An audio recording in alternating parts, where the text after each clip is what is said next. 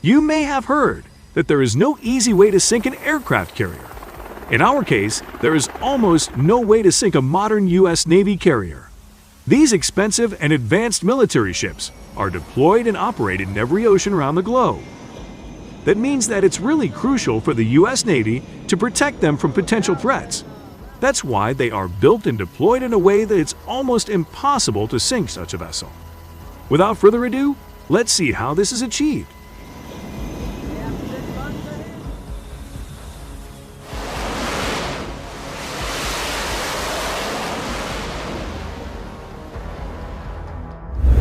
U.S. aircraft carriers are beasts of the ocean.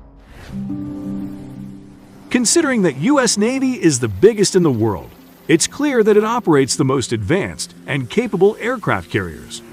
The American Navy has in total 11 active aircraft carriers, although a lot of people believe there are more than 11. That's because they wrongly consider amphibious assault ships as aircraft carriers.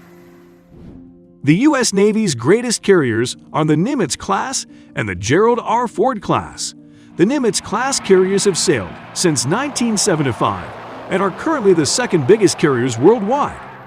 It only falls short of the Gerald R. Ford class that holds the record for the biggest aircraft carrier in 2021. It's capable of carrying over 75 aircraft and is powered by one Bechtel, a 1B reactor.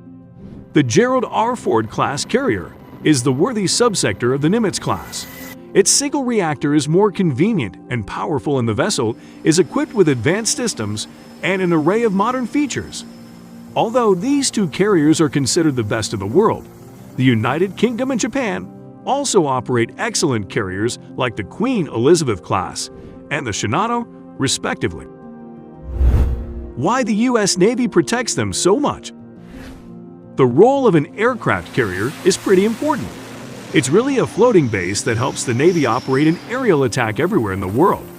Their contribution in tactical and strategical missions is very significant and many times decisive. Their purposes in battle can vary and mainly depend on the capabilities of each ship. Considering how dangerous this type of vessel could be on the battlefield, they would be big targets on the water. Such ships are unsurprisingly very expensive to develop and build. For example, the latest Ford-class carriers cost almost $12 billion each. Besides that, operating costs aren't cheap either. It's estimated that the most advanced carriers of the U.S. Navy cost over $1 billion annually to operate. Taking in mind that the protection plan of these ships is really important to the navies of all nations. That's why the U.S. Navy has invented the Carrier Strikes Group.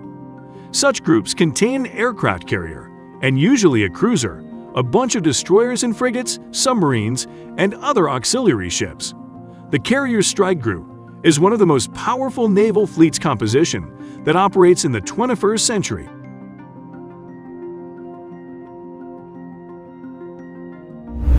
Why they can't be sunk?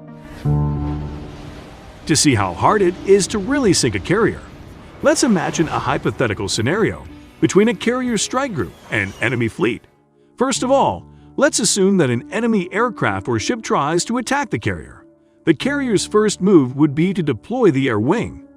That means that the F/A-18 and the F-35 fighter jets will destroy every possible danger even before it gets close enough to attack. The F-35 has especially advanced systems, and it's very efficient in battle. But if the air wing, for some reason, can't neutralize the danger and the enemy gets closer, then it's time for the rest of the carrier group to take on the challenge. The nuclear-powered submarines, in combination with the powerful destroyers like the Arleigh Burke class, can detect and eliminate everything that threatens the fleet in an impressive perimeter. Equipped with a variety of armaments, these vessels can destroy any possible threat. Plus, the auxiliary ships are always there to support and supply the front line of the fleet, even in the case that the enemy threat approach close enough to attack the carrier. The ship has its own advanced defense systems. Beyond radar and other modern technology, the carriers are equipped with very efficient armament. They had automated guns, missiles, and systems that are capable of protecting the ship on their own.